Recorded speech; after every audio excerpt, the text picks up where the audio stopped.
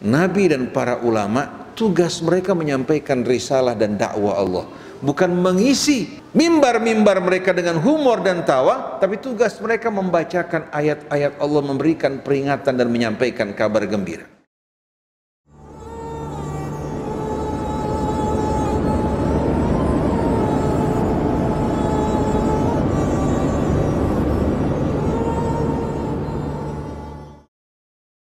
Bismillahirrahmanirrahim. Innal hamdalillah nahmaduhu wa nasta'inuhu wa nastaghfiruh wa na'udzu billahi min syururi anfusina wa min sayyiati a'malina. Man yahdihillahu fala mudilla lahu wa man yudlil fala hadiyalah. Wa ashhadu an la ilaha illallah wahdahu la syarika lah. Wa ashhadu anna Muhammadan abduhu wa rasuluh. Allahumma salli wa sallim wa barik ala abdika wa rasulika Sayyidina Muhammadin wa alihi at-tayyibin wa sahabatihi al-ghurril mayamin wa tabi'ina lahum bi ihsanin ila yaumiddin.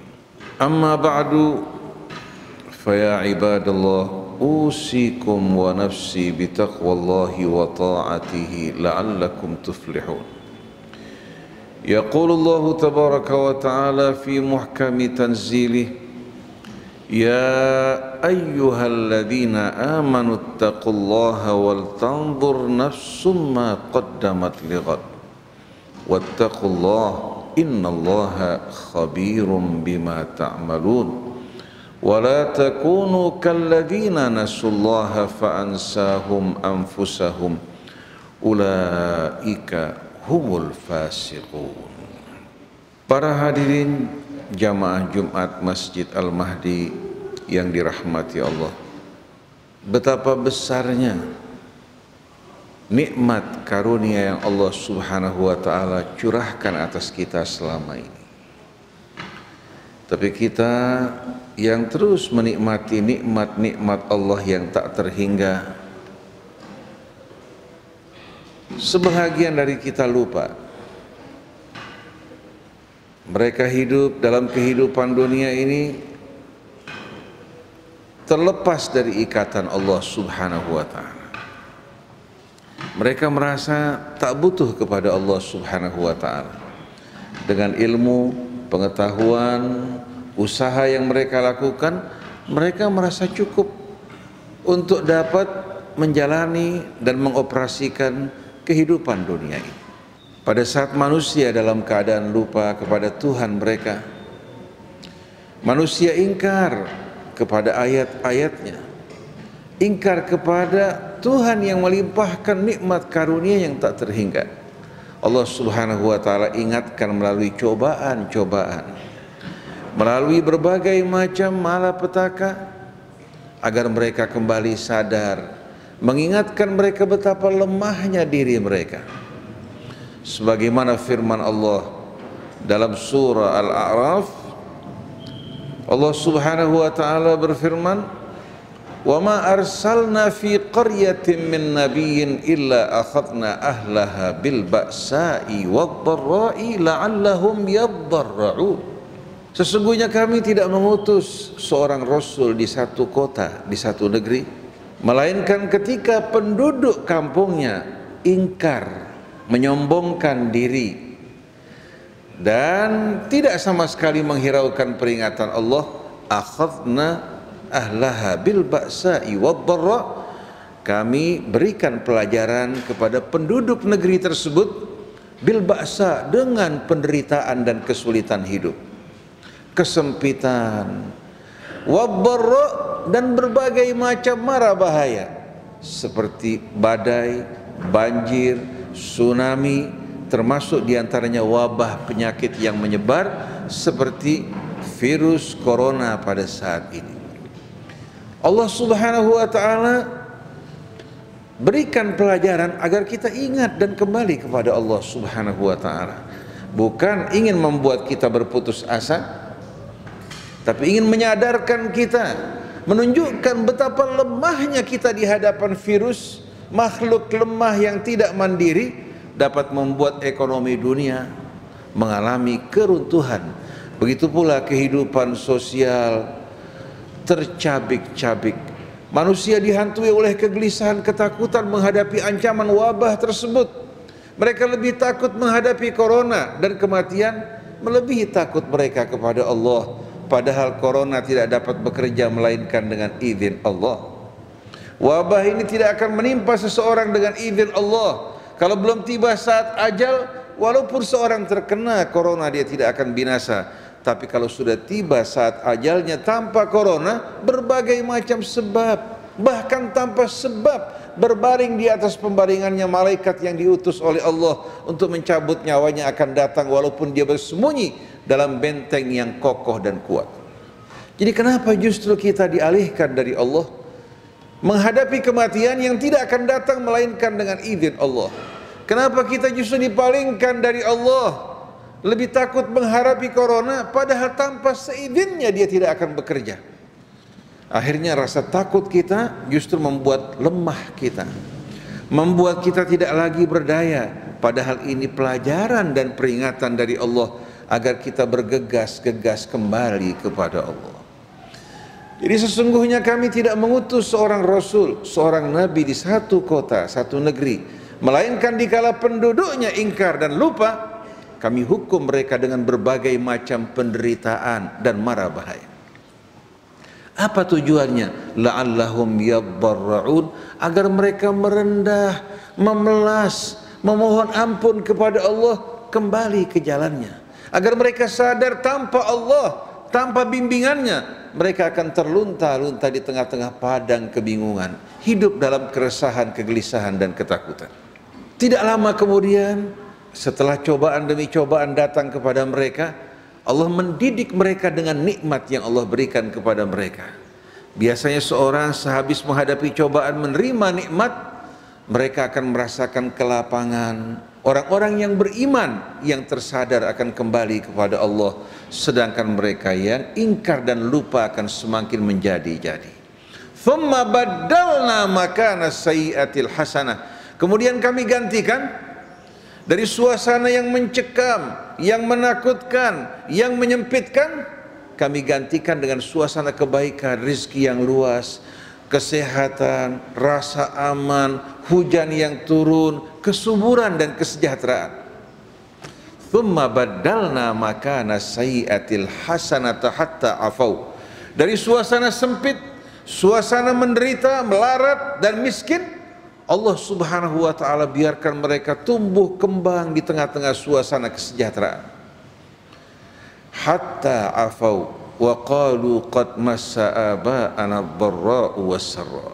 Nah, orang-orang yang lupa, yang tidak mengambil pelajaran, mereka mengatakan bahwa cobaan kami sebelumnya itu hal yang biasa.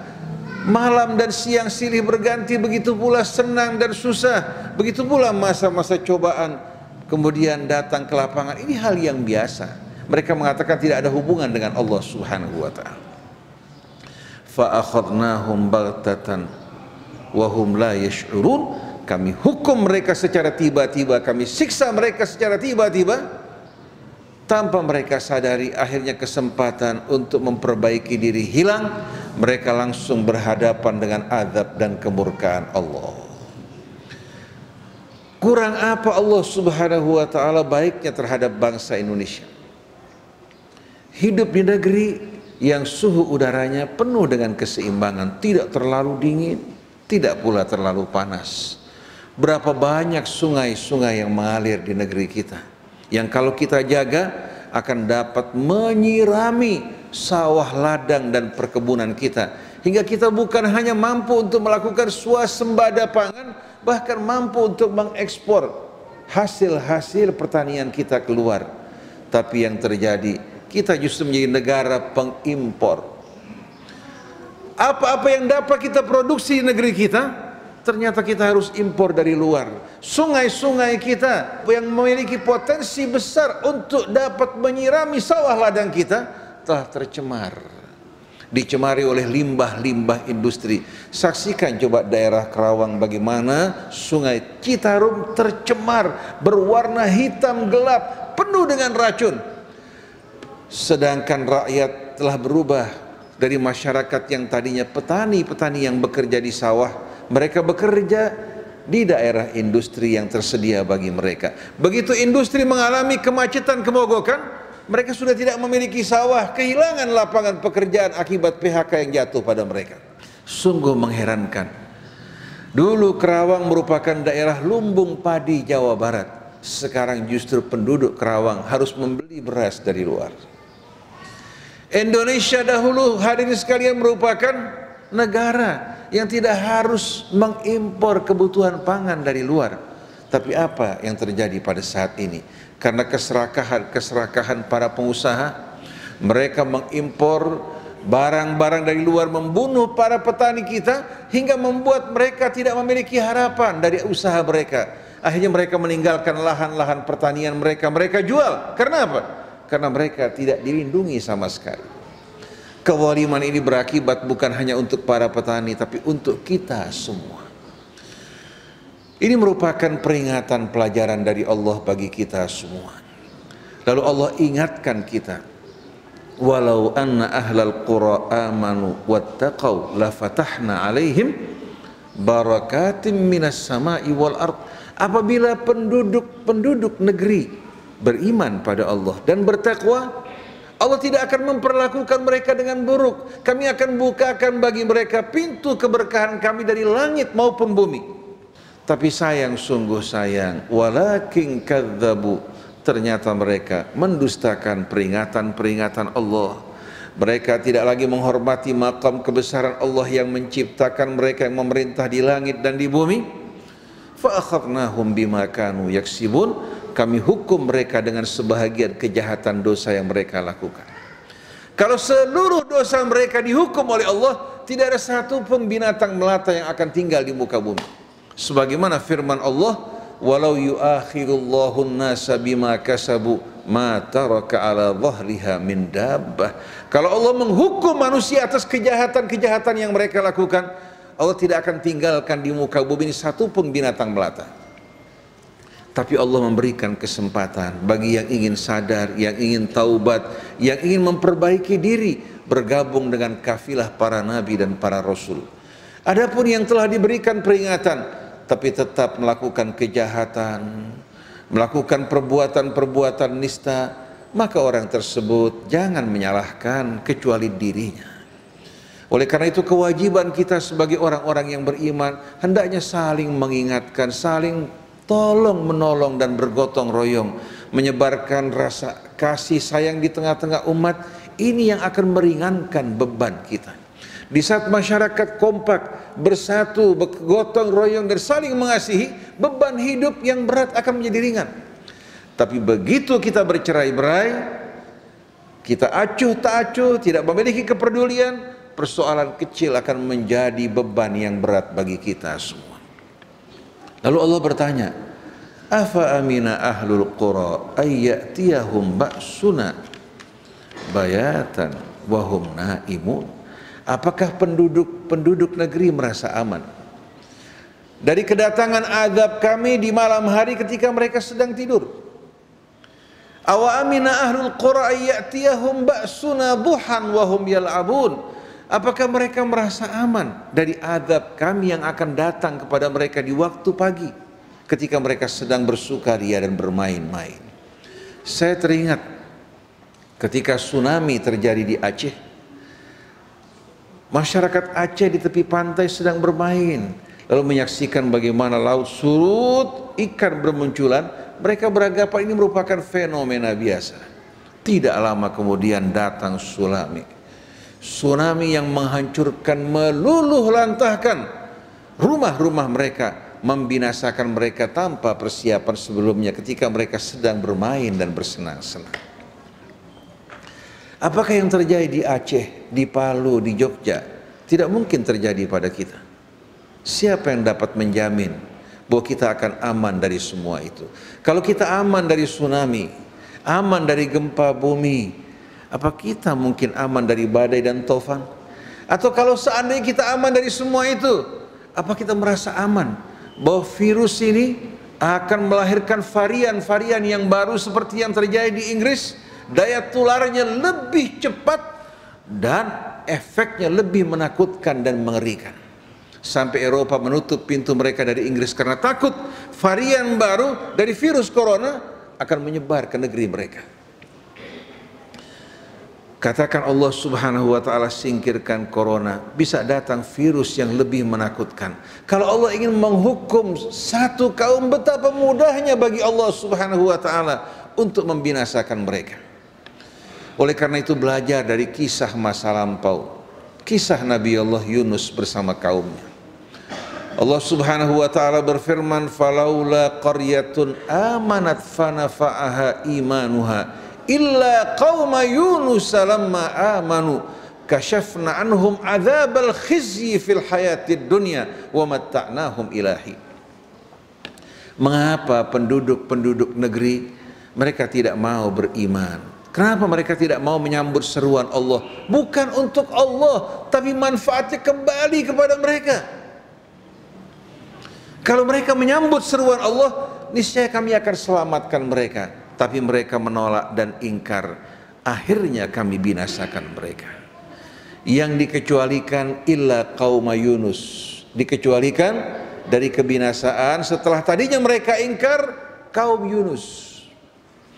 Ketika Nabi Allah Yunus berdakwah di tengah-tengah mereka, memberikan peringatan kepada mereka, mereka bukan hanya menolak, mereka menyombongkan diri, bahkan mentertawakan. Cukup lama Yunus memberikan peringatan kepada mereka tentang azab yang datang pada umat-umat sebelum mereka, tapi tidak dihiraukan. Akhirnya Yunus alaihi salatu wassalam dalam keadaan murka meninggalkan kaumnya, tapi tanpa seizin Allah. Kalau Nabi Muhammad hijrah dari Mekah menuju Madinah atas izin Allah, kalau Yunus meninggalkan kaumnya tanpa seizin Allah. Dia merasa dia mampu untuk membebaskan dirinya dari kejengkelan yang menjengkelkan dirinya. Akhirnya berangkat menuju pantai, berjumpa dengan saudagar yang akan berangkat. Dia menumpangi kapal tersebut. Di tengah-tengah lautan datang angin dan badai meniup dan mengguncang bahtera yang ditumpangi oleh Yunus bersama para saudagar. Disebabkan karena gelombang yang tinggi, mereka membuang sebahagian muatan untuk keselamatan manusia. Tapi ternyata muatan dibuang, kapal masih dalam keadaan tidak aman. Akhirnya mereka bersepakat untuk mengundi siapa di antara penumpang yang harus keluar melompat ke dalam lautan. Ternyata waktu diundi jatuh pada siapa? Jatuh pada Yunus alaihi salatu wassalam. Ini bukan dongeng dan cerita, tapi Quran yang mengatakan fasahama, sewaktu diundi fakana minal mudhabin. Ternyata Yunus yang meninggalkan kaumnya tanpa seizin Allah, dia orang yang keluar dalam undian. Diulang kembali, jatuh pada Yunus. Akhirnya Yunus menyadari bahwa semua ini terjadi karena dia meninggalkan kaumnya tanpa seizin Allah. Nabi dan para ulama, tugas mereka menyampaikan risalah dan dakwah Allah, bukan mengisi mimbar-mimbar mereka dengan humor dan tawa, tapi tugas mereka membacakan ayat-ayat Allah, memberikan peringatan dan menyampaikan kabar gembira. Kalau mereka meninggalkan tugas mereka, maka yang akan datang pada mereka azab Allah sebelum para penyembah berhala dihukum oleh Allah. Allah akan bertanya pada para ulama, sudahkah kalian menyampaikan amanat Allah? Kalau tidak, sebelum para penyembah berhala mereka yang akan merasakan siksa terlebih dahulu. Oleh karena itu tugas ulama berat, karena mereka menyampaikan risalah Allah, melanjutkan apa yang disampaikan oleh para nabi dan para rasul. Akhirnya Yunus terlontar masuk ke dalam lautan. Dengan izin Allah, Allah perintahkan seekor ikan untuk menelan dirinya. Dalam perut ikan, Yunus menjerit, membaca doa yang dicatat oleh Al-Quran.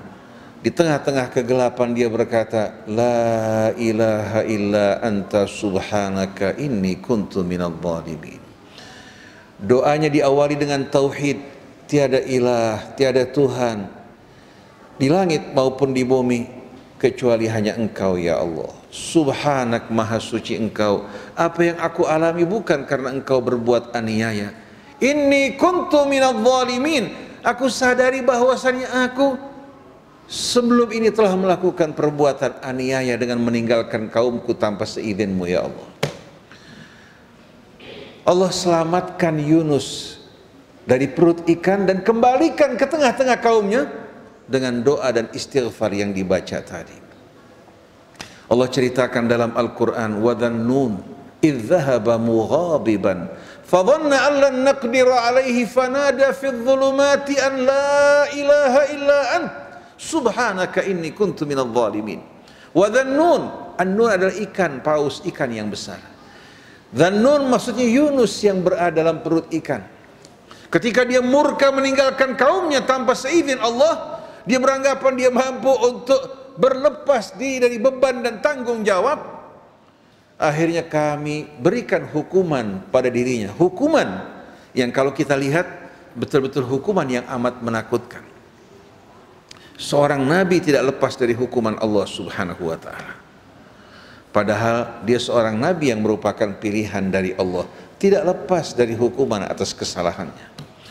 Ketika dia berada dalam perut ikan, dia menjerit memanggil Allah Subhanahu wa ta'ala dengan tasbihnya yang begitu indah, la ilaha illa anta subhanaka inni kuntu minadh dhalimin fanajjainahu minal ghammi. Kami selamatkan dari kedukaan dan kesedihannya.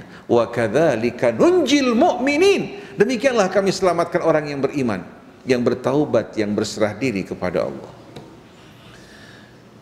Dan Allah jelaskan sebab keselamatan dirinya. Falaula annahu kana minal musabbihin lalabitha fi batnihi ila yaumi yub'atsun. Kalau bukan dia termasuk dari orang yang banyak bertasbih kepada Allah sebelumnya, niscaya dia akan tetap dalam perut ikan hingga hari kebangkitan. Oleh karena itu jangan pernah kita lupa untuk banyak-banyak beristighfar, bertasbih, dan mengakui kesalahan dan dosa kita. Allah paling senang di saat mendengarkan hambanya mensucikan Allah dan menyadari kesalahannya. Allah akan sambut dirinya, Allah akan bebaskan dari beban-bebannya. Kalau bangsa kita mau menyadari kesalahannya, bukan semakin ingkar, bukan semakin menyombongkan diri, niscaya semenjak lama corona telah pergi meninggalkan kita. Lalu bagaimana nasib kaum Yunus? Apa yang terjadi pada kaum Yunus? Begitu Yunus pergi, ternyata awan hitam dan angin mulai bertiup menuju ke lembah mereka. Begitu mereka menyaksikan angin, kemudian awan hitam yang gelap, mereka menyadari ini merupakan peringatan yang diberikan oleh Yunus. Langsung pemuka-pemuka kaumnya, mereka menyadari kesalahan mereka, memerintahkan tua, muda, pria, wanita, anak-anak untuk berkumpul di padang yang luas. Demikian pula hewan ternak mereka. Mereka langsung sujud memohon ampun kepada Allah Subhanahu wa ta'ala, menyadari kesalahan mereka, dan mereka berjanji kalau Allah menyelamatkan mereka, mereka akan beriman pada Yunus. Subhanallah, badai kegelapan yang menyelimuti mereka, dengan taubat mereka langsung menyingkir. Hanya dengan taubat kembali pada Allah baru azab akan tersingkir. Akhirnya mereka, hadirin sekalian, yang disebutkan Allah dalam Al-Quran, jumlah mereka lebih dari 100.000. Fa'arsalnahu ila mi'ati alfin aw yazidun. Mereka, hadirin sekalian, berbondong-bondong menuju ke tepi pantai, menjumpai Yunus keluar dari perut ikan. Mereka menyambut Yunus kembali ke tengah-tengah mereka dengan beriman kepada Allah. Allah selamatkan dan berikan mereka kehidupan yang penuh kesenangan karena mereka bertaubat dan kembali pada Allah. Oleh karena itu, hadirin sekalian, untuk keselamatan kita, banyak-banyaklah kita berzikir, bertasbih, mentakbirkan Allah, memuji dan mensyukuri nikmatnya, serta memohon ampun kepadanya. Dan jangan lupa berselawat pada nabinya Muhammad SAW. Allah berfirman dalam surah Al-Ahzab, ya ayyuhalladzina amanu dzkurullaha dzikran katsira. Wahai orang yang beriman, banyak-banyaklah kalian menyebut dan mengingat Allah Subhanahu wa ta'ala. Wasabbihuhu bukratan wa asila, dan bertasbihlah kepada Allah dalam waktu pagi maupun petang. Pagi pada saat kita memulai hari kita, petang pada saat kita mengakhiri hari kita. Jangan kita lupa untuk bertasbih, untuk berzikir, bertahmid dan bertakbir kepada Allah, serta memohon ampun atas dosa dan kesalahan kita semuanya. Lalu apa balasan dari Allah? Huwallazi yusalli alaikum wa malaikatuhu liyukhrijakum minadh-dhulumati ilan nur. Allah Subhanahu wa taala yang senantiasa melimpahkan selawatnya atas kalian. Malaikat pun berselawat untuk kalian, untuk mengeluarkan kalian dari dalam kegelapan menuju kehidupan yang terang benderang. Bila kita selalu ingat Allah, berjalan di atas jalannya, bila kita tergelincir, kembali segera. Jangan mengatakan sudah terlanjur. Jangan kita mengatakan kita borong taubatnya sekaligus. Begitu kita tergelincir menyimpang dari kebenaran, segera kita kembali ke jalan yang benar. Pada saat itu rahmat tidak akan meninggalkan kita. Tapi kalau kita biarkan diri kita hanyut bersama dosa, menunda taubat kita, begitu datang sakaratul maut, hanya kesedihan, penyesalan dan rasa putus asa yang mendampingi kita semua. Nah, saat ini negeri kita betul-betul menghadapi cobaan yang berat. Kita saksikan bagaimana orang begitu lupa, sebahagian memperebutkan kekuasaan dan kedudukan, mempertahankannya walaupun dengan cara yang tidak benar, menumpahkan darah manusia. Mereka menganggap ini merupakan hal yang sepele, padahal ini merupakan kutukan yang akan datang pada kita. Begitu pula kita jumpai bagaimana pelecehan terhadap agama Allah. Kita saksikan di mana-mana tempat. Dosa-dosa besar juga hadirin sekalian, orang melakukan tanpa malu-malu. Mereka peragakan dosa-dosa tersebut, padahal dosa-dosa ini telah mengundang azab seperti yang dialami kaum Sodom. Begitu pula yang dialami kaum Syuaib dengan mengurangi takaran dan timbangan. Begitu pula yang dialami hari ini sekali oleh Bani Israel karena perzinaan yang merajalela di tengah-tengah mereka. Begitu pula pembunuhan-pembunuhan yang terjadi pada umat-umat sebelum mereka yang mengundang azab yang amat mengerikan. Oleh karena itu, kalau kita sadar hidup kita tinggal beberapa saat, kedudukan amanat bukan merupakan kesempatan dan keuntungan. Begitu pula harta benda, orang yang paling nikmat, paling bahagia hidupnya yang menggunakan dunianya untuk membangun akhiratnya. Tapi yang paling rugi yang membangun dunianya dengan mengorbankan akhiratnya. Ada lagi yang lebih mengerikan, yang membangun dunia orang lain dengan mengorbankan akhiratnya. Dia hanya merupakan jongos, dia hanya merupakan alat untuk bekerja demi orang lain. Dia hanya menerima sedikit keuntungan, orang lain lebih besar, tapi dia akan dijerumuskan ke dalam api neraka karena dia kehilangan kemanusiaan dan kemerdekaannya. Jadi orang yang paling merugi, yang menjual akhiratnya untuk dunia orang lain.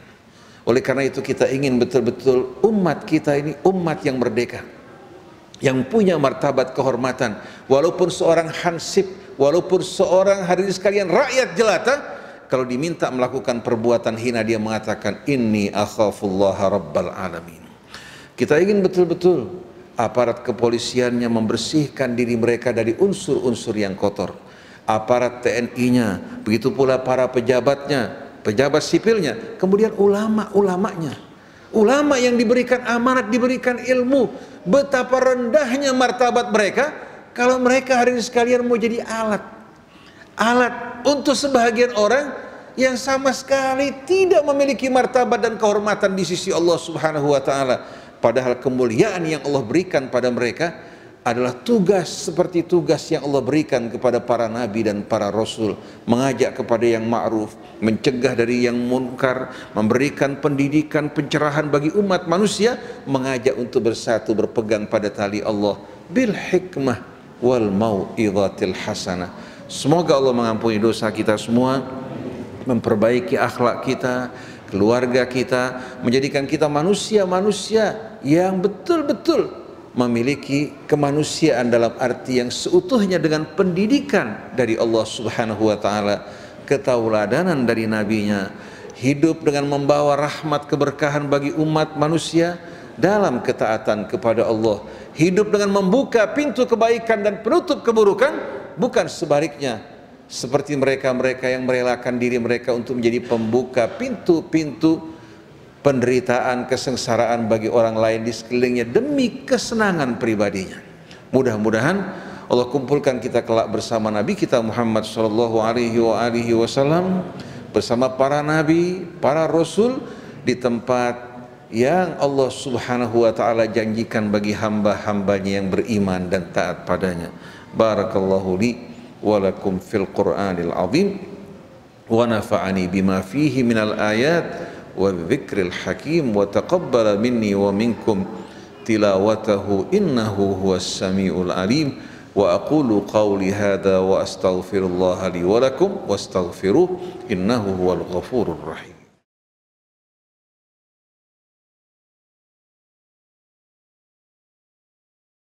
Alhamdulillahi rabbil alamin. Allahumma salli wa sallim wa barik ala abdika wa rasulika sayyidina wa nabiyyina Muhammadin wa alihi wa sahbihi wa sallim. Amma ba'du, fa ya ibadallah, usikum wa nafsi bi taqwallahi wat taubati wal inabati ilaihi la'allakum tuflihun. Yaqulullahu tabaraka wa ta'ala fi kitabihi ya ayyuhalladzina amanu tubu ilallahi taubatan nasuha asa rabbukum an yukaffira ankum sayyiatikum wa yudkhilakum jannatin tajri min tahtihal anhar yauma la yukhzillahu an-nabiyya walladzina amanu ma'ah nuruhum yas'a baina aydihim wa bi aymanihim yaquluna rabbana atmim lana nurana waghfir lana innaka ala kulli syai'in qadir. Allahumma ighfir lil mu'minina wal mu'minat wal muslimina wal muslimat al ahya'i minhum wal amwat wa tabi' bainana wa bainahum bil khairat rabbighfir warham wa anta khairur rahimin. Allahumma aslih umurana wa aslih dhata bainina wa alif baina qulubina waj'alna hudatan muhtadin wa la taj'alna dhallina mudhillina birahmatika ya arhamar rahimin. Allahumma ij'alna min jundika fa inna jundaka humul ghalibun waj'alna min hizbika fa inna hizbaka humul muflihun waj'alna min awliyaika fa inna awliyaaka la khawfun alaihim wa la hum yahzanun. Rabbana ighfir lana wa liwalidayna wa lil mu'minina yawma yaqumul hisab. Rabbana taqabbal minna innaka antas samiul alim wa tub alaina innaka antat tawwabur rahim. Ibadallah, innallaha ya'muru bil adli wal ihsan wa ita'i dzil qurba wa yanha 'anil fahsya'i wal munkari wal baghi ya'idhukum la'allakum tadhakkarun fadhkurullahal 'azima yadhkurkum wa la dzikrullahi akbar wa aqimis shalah.